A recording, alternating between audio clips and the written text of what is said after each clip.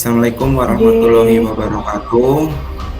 Waalaikumsalam warahmatullahi wabarakatuh. Terima kasih atas waktu yang sudah diberikan oleh Bapak Ibu semuanya yang hadir dalam kegiatan diseminasi saya tentang pembelajaran sosial emosional. Nah, mari kita nanti belajar sareng-sareng nih Bapak Ibu. Saya di sini tidak istilahnya menggurui Bapak Ibu semuanya karena di sini sifatnya adalah sharing atau saling belajar bersama. Saya juga sedang belajar bersama dengan Bapak Ibu guru yang ada di sini. Saya izin untuk share screen.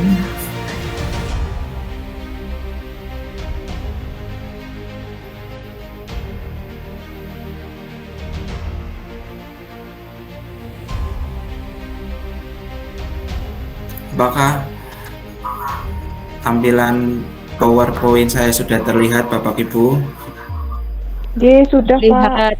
Terlihat. Oke. Pak Rizky.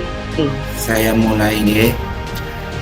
Di sini tentang pembelajaran sosial dan emosional di mana saya peroleh dari pendidikan guru penggerak pada modul tengah, modul 2.2. Sajian presentasi yang akan saya sampaikan meliputi yang pertama, mengapa pembelajaran sosial dan emosional itu dapat diterapkan di sekolah. Yang kedua, apa pembelajaran sosial dan emosional itu? Yang ketiga, bagaimana kerangka kompetensi pembelajaran sosial dan emosional? Yang keempat, bagaimana menguatkan kompetensi pembelajaran sosial dan emosional? Dan yang kelima adalah bagaimana implementasi pembelajaran sosial dan emosional di kelas dan di sekolah. Jadi itu ada 5 sajian presentasi. Saya lanjutkan. Dan di sini refleksi kita sebagai pendidik ya Bapak Ibu. Di sini ada pertanyaan, apakah yang Bapak Ibu harapkan untuk pembelajaran selanjutnya? Jadi pembelajaran yang sudah dilakukan oleh Bapak Ibu sebelumnya, baik bagi diri pribadi maupun murid-murid Bapak atau Ibu. Jadi ini refleksi nih, bila harapan bagi diri sendiri dan harapan bagi murid-murid. Adakah yang Bapak Ibu ingin sharing refleksi ini?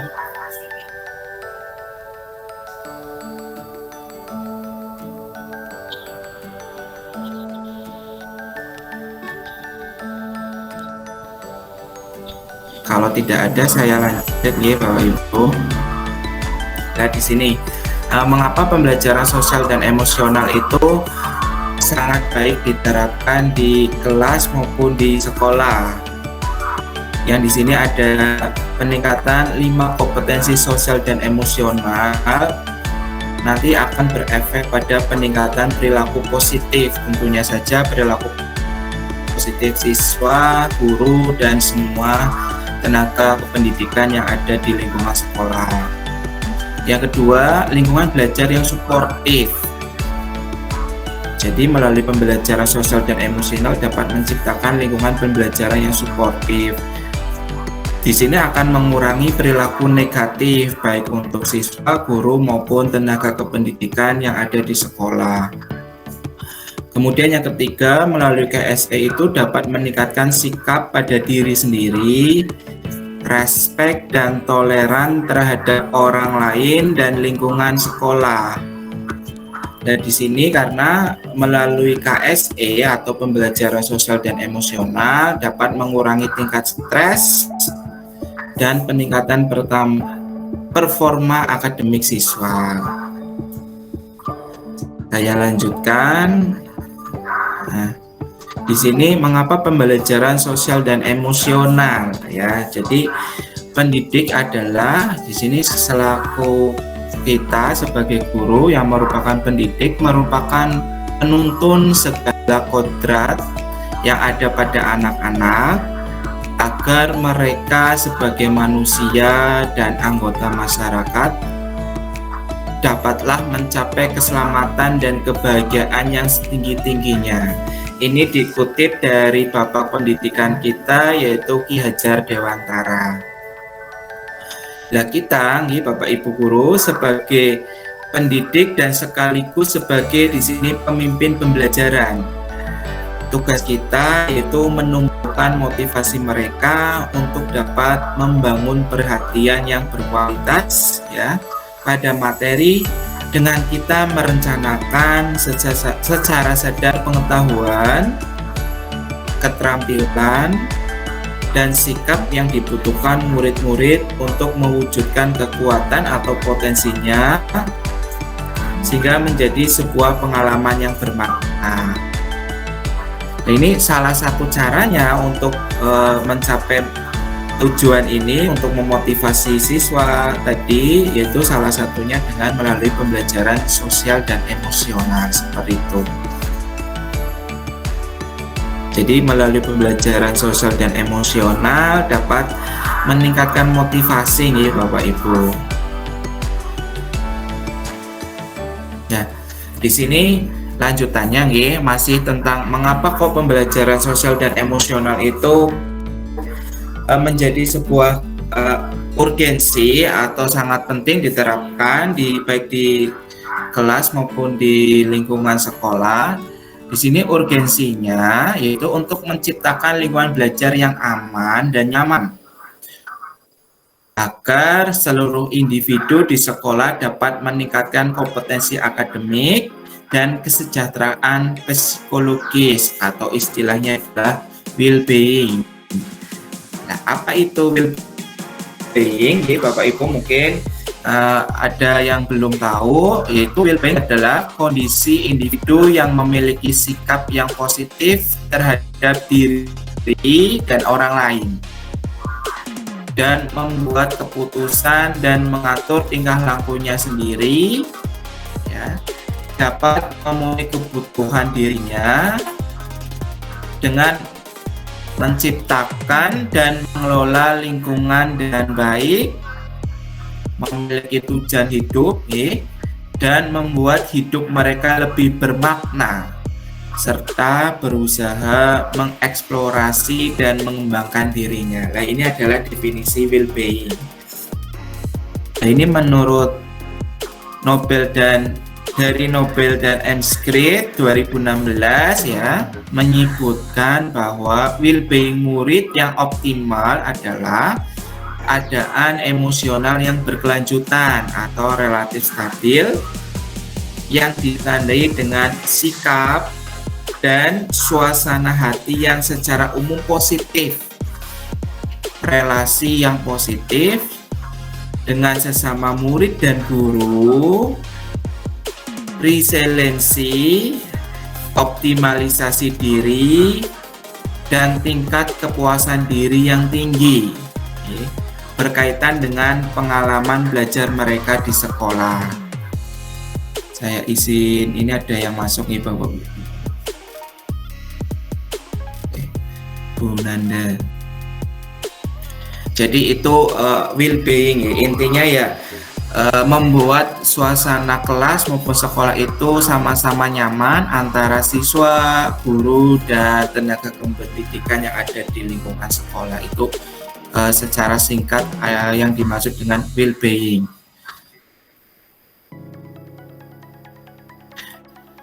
Yang selanjutnya, apa sih pembelajaran sosial dan emosional itu, Bapak Ibu? Di sini pembelajaran sosial dan emosional atau sering disingkat PSE merupakan pembelajaran yang sebenarnya Bapak.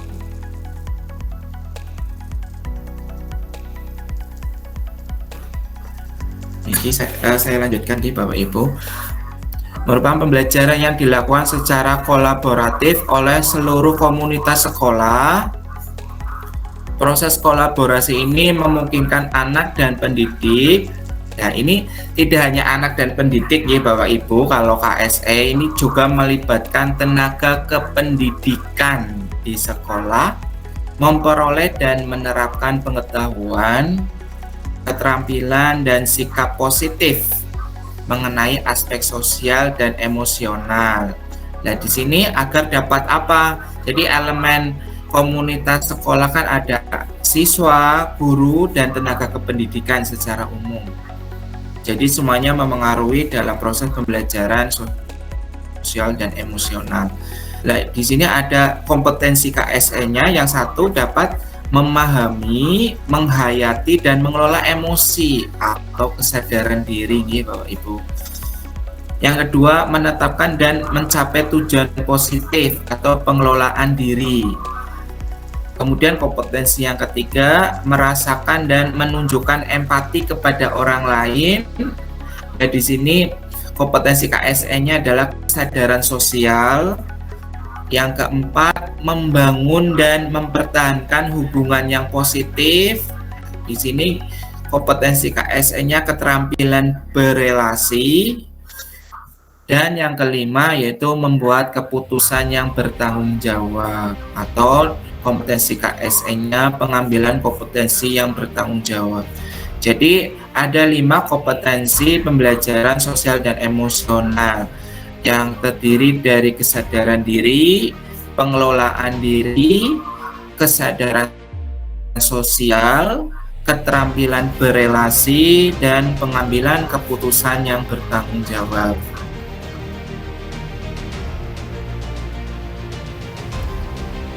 Selanjutnya, nih Bapak Ibu, saya lanjutkan. Di sini ada elemen gambar elemen. Ini adalah sebuah pembelajaran sosial dan emosional yang melibatkan kerjasama atau kemitraan antara sekolah, keluarga, komunitas. Jadi ini sesuai dengan apa yang disampaikan oleh Ki Hajar Dewantara, bahwa pendidikan adalah menganut sistem tripusat pendidikan, ada sekolah, keluarga, dan komunitas atau masyarakat. Di sini tujuannya adalah untuk membentuk lingkungan belajar dan pengalaman yang bercirikan hubungan atau relasi yang saling mempercayai dan berkolaborasi. Kurikulum dan instruksi belajar yang jelas dan bermakna, dan evaluasi secara berkala, seperti itu nih Bapak Ibu. Jadi ini adalah elemen dari pembelajaran sosial dan emosional, dari yang paling kecil di kelas, kemudian di sekolah, kemudian di keluarga, dan yang paling besar lagi di masyarakat atau komunitas. Ini adalah semua elemen dari pembelajaran sosial dan emosional. Saya lanjutkan ya Bapak Ibu. Nah, di sini ada bagaimana kerangka kompetensi pembelajaran sosial dan emosional. Yang pertama tadi ada kesadaran diri. Apa sih nih Bapak Ibu yang dimaksud kesadaran diri dalam pembelajaran sosial dan emosional ini? Yaitu kemampuan untuk memahami perasaan, emosi, dan nilai-nilai diri sendiri, dan bagaimana pengaruhnya pada perilaku diri dalam berbagai situasi dan konteks kehidupan. Di sini ada contohnya. Yang pertama, dapat menggabungkan identitas pribadi dan identitas sosial, kemudian mengidentifikasi kekuatan atau aset diri dan budaya, mengidentifikasi emosi-emosi dalam diri, bisa juga menunjukkan integritas dan kejujuran, itu juga masuk dalam kesadaran diri. Dapat menghubungkan perasaan, pikiran, dan nilai-nilai kebajikan. Dapat menguji dan mempertimbangkan prasangka dan bias, nih Bapak Ibu. Kemudian memupuk efikasi diri, memiliki pola pikir yang bertumbuh, dan mengembangkan minat dan menetapkan arah tujuan hidup. Itu definisi dari kompetensi kesadaran diri, nih Bapak Ibu. Selanjutnya, kompetensi yang kedua adalah manajemen diri. Lah, apa sih manajemen diri dalam pembelajaran sosial emosional itu? Yaitu kemampuan untuk mengelola emosi, pikiran, dan perilaku diri, secara efektif dalam berbagai situasi dan untuk mencapai tujuan dan aspirasi, yaitu yang dimaksud dengan manajemen diri. Di sini contohnya Bapak Ibu, mengelola emosi diri itu termasuk manajemen diri, mengidentifikasi dan menggunakan strategi pengelolaan stres, kemudian menunjukkan disiplin dan motivasi diri, merancang tujuan pribadi dan bersama, menggunakan keterampilan merancang dan mengorganisir, kemudian memperlihatkan keberanian untuk mengambil inisiatif, dan yang terakhir mendemonstrasikan kendali diri dalam kelompok. Itu definisi contoh-contoh dari manajemen diri dalam pembelajaran sosial dan emosional Bapak Ibu. Saya lanjutkan. Kemudian kompetensi sosial dan emosional yang ketiga adalah kesadaran sosial. Yang dimaksud kesadaran sosial di sini yaitu kemampuan untuk memahami sudut pandang dan dapat berempati dengan orang lain, termasuk mereka yang berasal dari latar belakang budaya dan konteks yang berbeda-beda. Ini adalah kompetensi kesadaran sosial. Contohnya di sini ada mempertimbangkan pandangan atau pemikiran orang lain, mengakui kemampuan atau kekuatan orang lain, mendemonstrasikan empati dan rasa welas kasih Bapak Ibu, menunjukkan keprihatinan atas perasaan orang lain, memahami dan mengekspresikan rasa syukur, dan yang terakhir ada mengidentifikasi ragam norma sosial termasuk dengan norma-norma yang menunjukkan ketidakadilan. Nah, itu adalah contoh-contoh dari kesadaran sosial. Mungkin semua itu sudah dilakukan oleh Bapak Ibu semua, baik di kelas maupun di sekolah dan komunitas, yaitu masyarakat Bapak Ibu. Saya lanjutkan. Kompetensi sosial dan emosional yang keempat adalah keterampilan berelasi. Tentunya ini adalah menjadi sangat penting selaku kita Bapak Ibu sebagai pendidik. Adanya keterampilan berelasi yang merupakan kemampuan untuk membangun dan mempertahankan hubungan-hubungan yang sehat dan suportif. Nah, ini adalah definisi dari keterampilan berelasi. Jadi adanya hubungan yang sehat dan suportif, tidak ada saling istilahnya menjatuhkan sama lain atau menjatuhkan atau saling menjudge seseorang atau perilaku seseorang karena kekurangannya seperti itu. Tapi di sini keterampilan berelasi adalah dapat menjalin hubungan-hubungan yang sehat dan suportif. Contohnya Bapak Ibu, yang pertama ada berkomunikasi dengan efektif. Sebentar Bapak Ibu, Pak Ardan,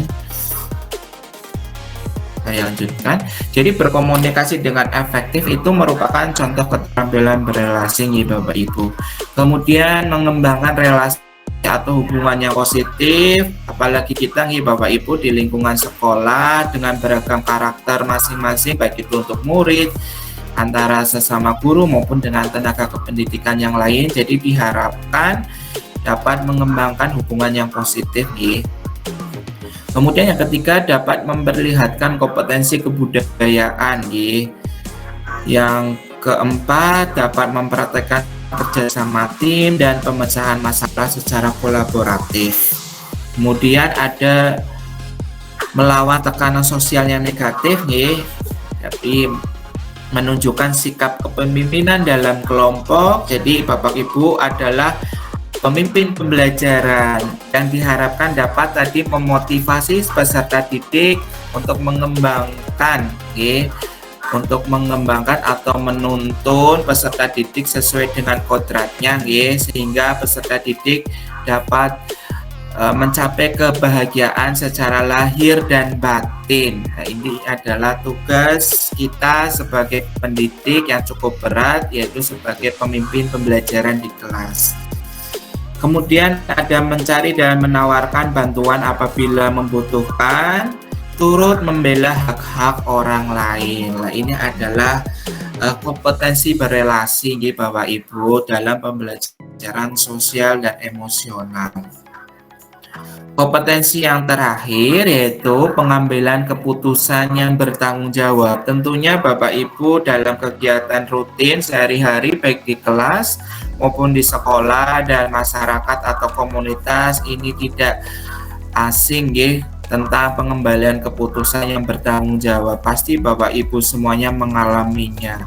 Definisi dalam ini yaitu mengambil pilihan-pilihan membangun yang berdasar atas kepedulian Jadi pengambilan keputusan itu harus berdasar atas kepedulian, kapasitas dalam mempertimbangkan standar-standar etis dan rasa aman, dan untuk mengevaluasi manfaat dan konsekuensi dari berbagai macam-macam tindakan dan perilaku untuk ini yang paling penting Bapak Ibu untuk kesejahteraan psikologis, well-being diri sendiri, masyarakat dan kelompok, tentunya saja siswa.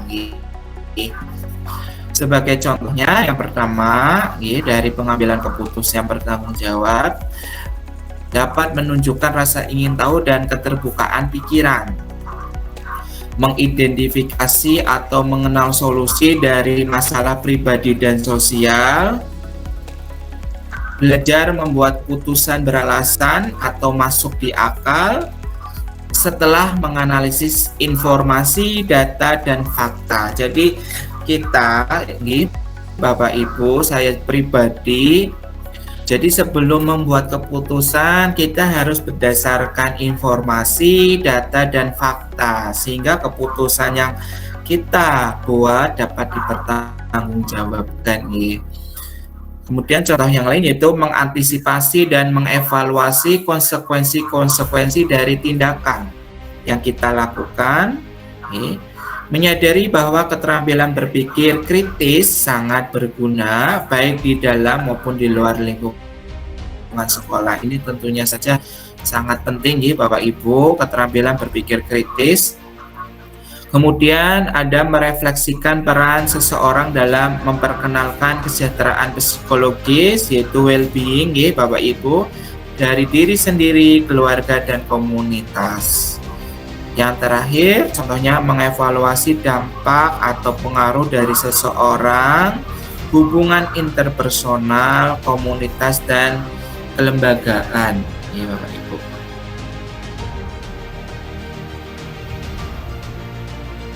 Dan di sini Bapak Ibu saya izin share. Di sini ada contoh untuk menguatkan pembelajaran sosial dan emosional yang mungkin Bapak Ibu dapat diterapkan di kelas. Di sini ada stop Bapak Ibu.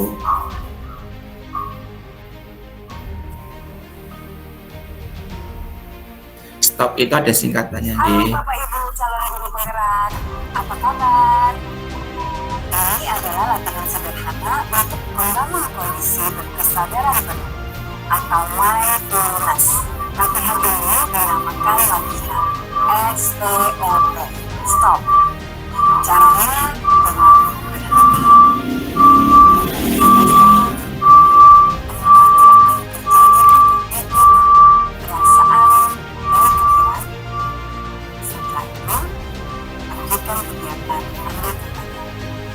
latihan ini dapat membantu Anda meredakan ketegangan atau stres setelah Anda rasakan sehingga dapat mengembalikan fokus Anda pada tugas-tugas.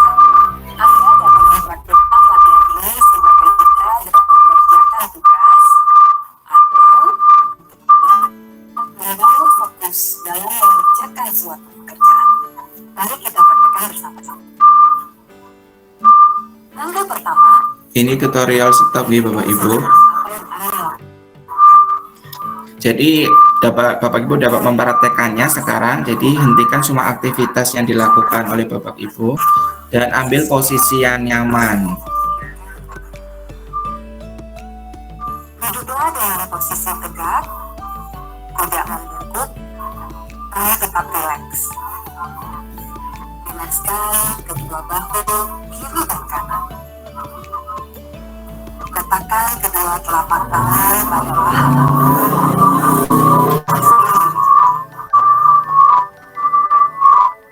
Capai tubuh berkumpul pada lantai atau duduk. Istirahatkanlah. Rasakan nyeri pada anda berpijak. Rasakan tempat duduk anda. Silakan pejamkan mata atau arahkan pandangan ke depan. Rilekskan kedua kelopak mata. Tarik napas dalam. Sadari napas masuk. Sadari napas keluar. Rasakan udara segar yang masuk dalam lubang hidung.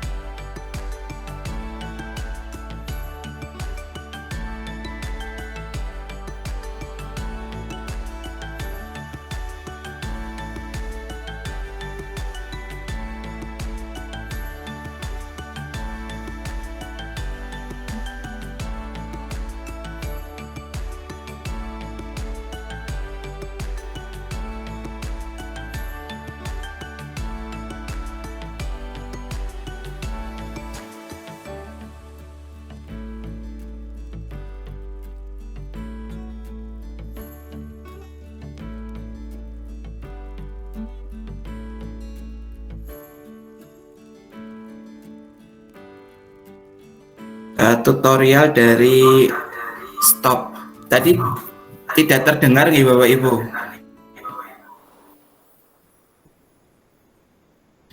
Volume yang ada di ini videonya apakah terdengar? Tidak, Mas. Oh, tidak. Mohon maaf nih Bapak Ibu, itu tutorial stop yang intinya pada dasarnya semuanya kita nih Bapak Ibu selaku pendidik mungkin sudah melakukannya ya, intinya mengambil nafas kemudian mengeluarkan. Yang diharapkan itu pikiran-pikiran kita itu menjadi lebih rileks dan kita akan menjadi lebih positif lagi nggih. Mohon maaf nggih Bapak Ibu tadi tidak terdengar. Saya lanjutkan nggih Bapak Ibu. Nah, bagaimana pembelajaran sosial dan emosional ini terkait dengan profil belajar Pancasila nggih Bapak Ibu.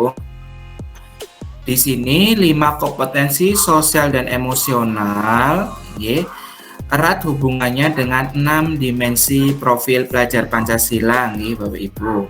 Sebagai contoh di sini, ketika seorang murid mengeluarkan ide yang baru dan orisinil untuk memecahkan masalah, nah, di sini berarti dimensinya adalah kreatif dari profil pelajar Pancasila. Diperlukan juga kemampuan bernalar kritis untuk melihat permasalahan yang ada. Bapak Ibu, dalam situasi tersebut murid menerapkan kesadaran diri dan manajemen diri tentunya karena untuk berpikir kritis kan murid itu harus memiliki kesadaran diri dan manajemen diri.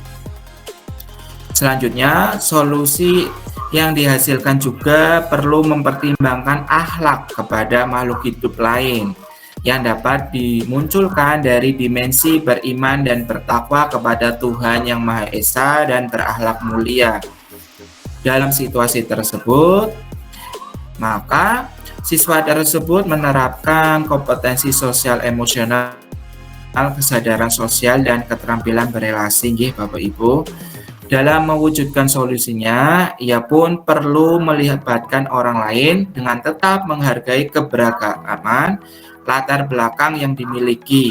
Nah, dimensinya di sini dalam profil pelajar Pancasila dan gotong royong dan berkebinekaan global Bapak Ibu.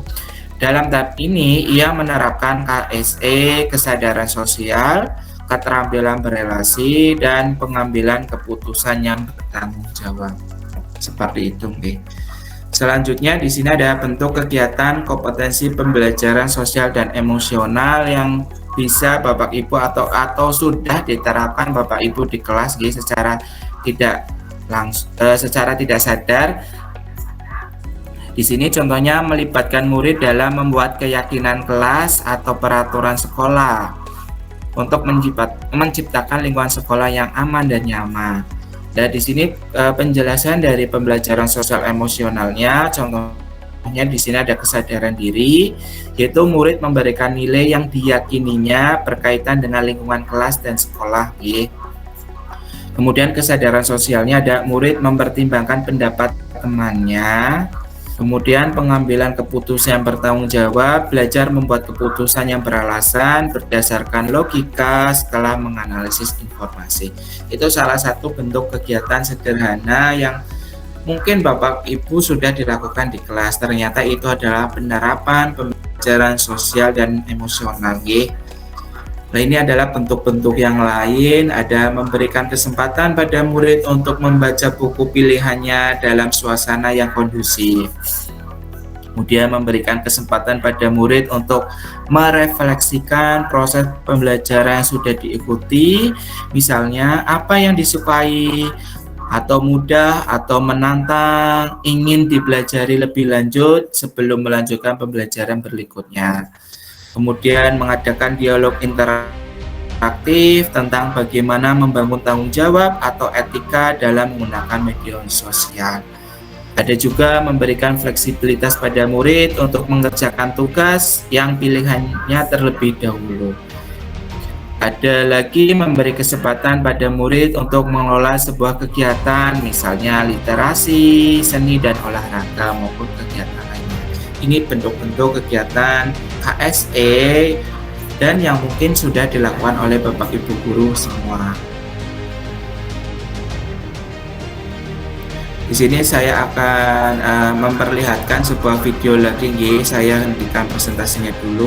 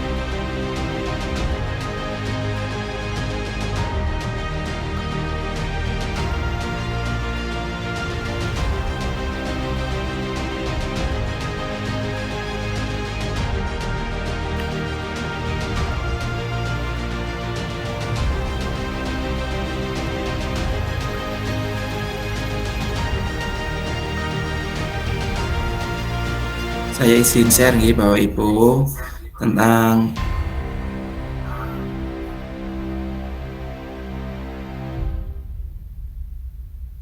pembelajaran sosial.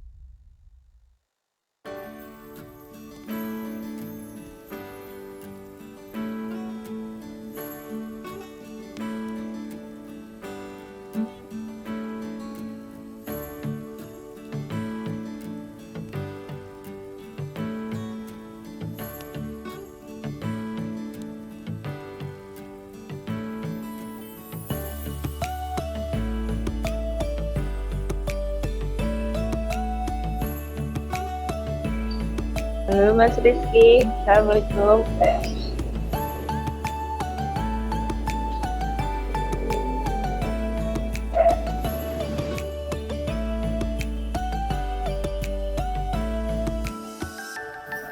Tidak terdengar nih Bapak Ibu.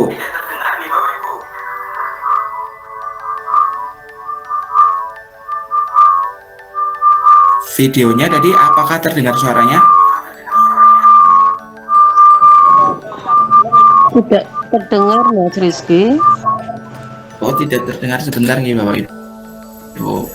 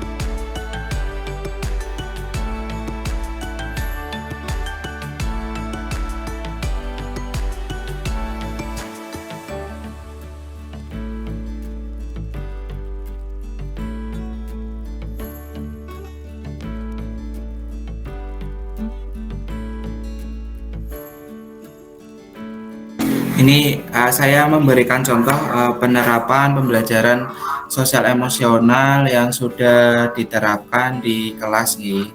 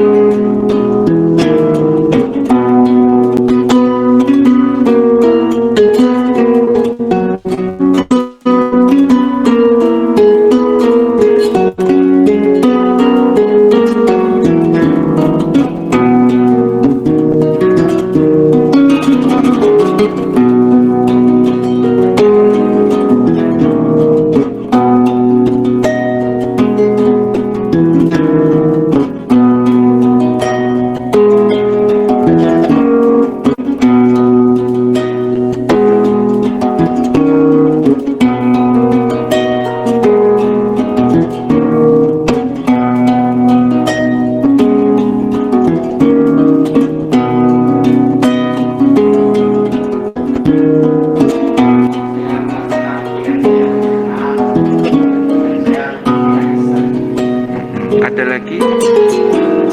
Sudah.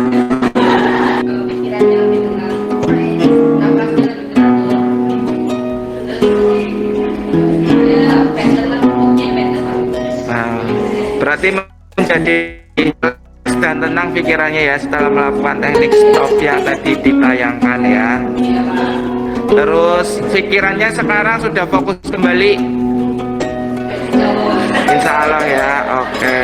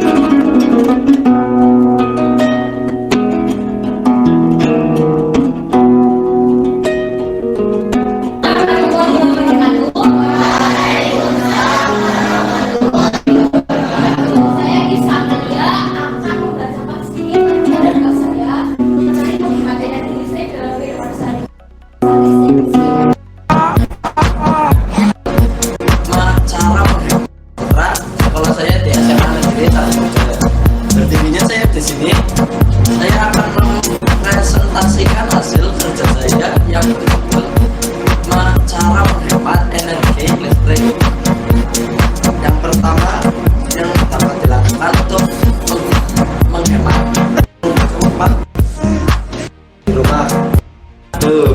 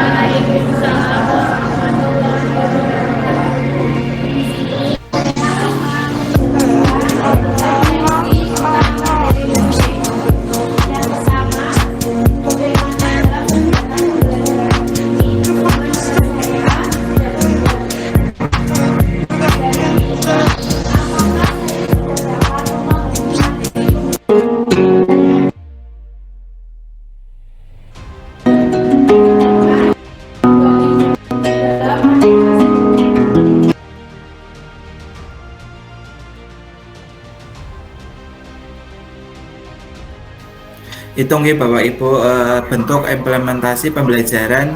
Sebenarnya ini ada dua pembelajaran diferensiasi dan pembelajaran sosial emosional ya Bapak Ibu. Jadi ada dua bentuk pembelajaran yang tadi ditunjukkan. Kalau pembelajaran diferensiasi itu intinya itu ada diferensiasi proses, kemudian konten, dan produk. Kalau proses itu tentang teknik atau strategi kita dalam mengelola pembelajaran. Kalau konten itu seperti materi-materi yang kita sajikan kepada peserta didik untuk mengakomodir profil belajar siswa. Salah satunya gaya belajar siswa. Jadi untuk gaya belajar siswa kan ada gaya belajar auditori, kinestetik, dan visual. Jadi dengan menggunakan media-media seperti PowerPoint, video itu merupakan bentuk-bentuk pembelajaran yang memperhatikan kebutuhan belajar siswa. Salah satunya yaitu profil belajar siswa, yaitu gaya belajar ya. Dan juga ada minat siswa tadi ya. Saya ada pilihan bentuk penugasan yang bisa dipilih siswa. Mungkin siswa yang sukanya membuat video dipersilakan untuk membuat video tadi untuk si Yusuf di kelas 12 MIPA 4. Kemudian siswa yang performance atau kinestetik ya, bisa menyajikan presentasinya secara langsung di depan kelas bersama teman-temannya. Kemudian mungkin yang siswa yang gaya belajarnya hanya visual tadi bisa membuat infografis. Jadi kita selaku guru memberikan keleluasaan kepada siswa agar siswa itu mengerjakan tugas sesuai dengan minat dan bakatnya, seperti itu Bapak Ibu. Ini adalah esensi dari pembelajaran diferensiasi dan pembelajaran sosial emosional. Jadi kalau pembelajaran sosial emosional itu biasanya diterapkan di awal pembelajaran dengan menggunakan tadi teknik stop di salah satunya. Kemudian bisa juga di akhir nanti pembelajaran siswa melakukan refleksi. Jadi dengan menggunakan pertanyaan-pertanyaan seperti tadi, bagaimana kesan dan kesan selama pembelajaran, bagaimana perasaan kalian setelah mengikuti pembelajaran, materi apa yang belum dipahami, seperti itu Bapak Ibu. Ini adalah bentuk-bentuk pembelajaran sosial dan emosional. Saya hentikan presentasinya Bapak Ibu.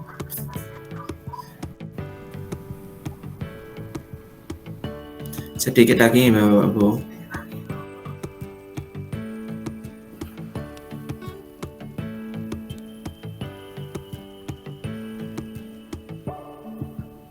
Nah ya, ini Bapak Ibu praktek-praktek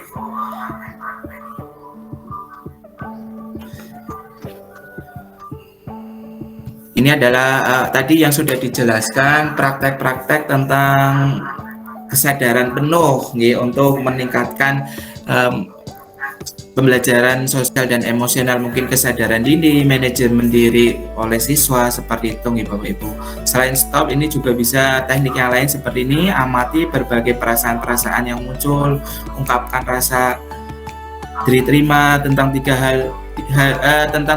hal yang Anda syukuri, atau fokus pada 3 hal yang dapat Anda lihat, dengar, dan rasakan.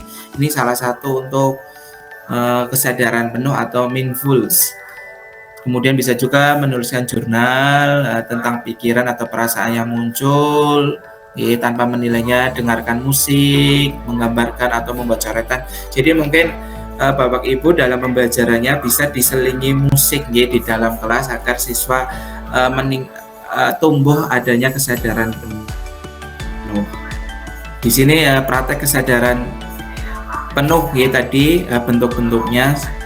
Nah, kemudian ini adalah bagaimana praktek kesadaran penuh sehingga keterampilan berelasi, kesadaran sosial, manajemen diri, kemudian pengambilan keputusan yang bertanggung jawab itu dapat terakomodir dalam diri siswa, seperti itu Bapak Ibu.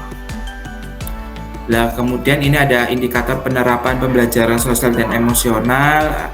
Ini ada di dalam kelas itu adalah pengajaran eksplisit, kemudian ada pembelajaran akademik yang terintegrasi KSE, pelibatan, dan suara murid. Ini bentuk-bentuk pembelajaran indikator penerapan pembelajaran KSE di kelas Kemudian ada di sekolah ini iklim kelas dan sekolah yang mendukung, nih Bapak Ibu. Dan yang terakhir, indikator yang terakhir adalah indikator penerapan pembelajaran sosial dan di sekolah, nih. Ini yang perlu mungkin bersama-sama kita lakukan.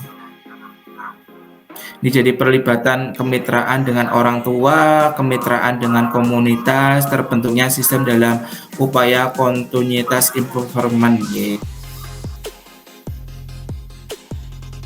Jadi tadi kemudian ada implementasi pembelajaran sosial dan emosional di kelas. Ini ada pengajaran eksplisit. Kalau pengajaran eksplisit itu bisa di kegiatan kokurikuler dan ekstrakurikuler, kemudian integrasi dalam praktek mengajar guru dan kurikulum akademik seperti yang tadi saya praktekkan di dalam kelas, penciptaan iklim kelas dan budaya sekolah, serta penguatan KSE pendidik dan tenaga kependidikan. Bapak Ibu. Kalau ini nanti bisa saya share materinya tentang penerapan KSE secara ekstrakurikuler. Kemudian yang terakhir di sini integrasi pembelajaran KSE dalam praktek mengajar guru. Tadi bisa pembukaan hangat, bisa menggunakan teknik stop di awal pembelajaran seperti itu, Bapak Ibu, menanyakan perasaan siswa sebelum mulai pembelajaran. Kemudian di kegiatan inti bisa yang sudah dilakukan oleh Bapak Ibu, diskusi akademik, pembelajaran kooperatif, project based learning, refleksi diri dan penilaian diri, serta pemberian suara dan pilihan juga termasuk dalam pembelajaran KSE dalam kegiatan inti. Kemudian di penutup bisa melakukan refleksi tadi, bisa menanyakan kesan dan kesan siswa setelah memulai pembelajaran, apakah siswa itu memahami atau belum, kemudian apresiasi kepada siswa, cara-cara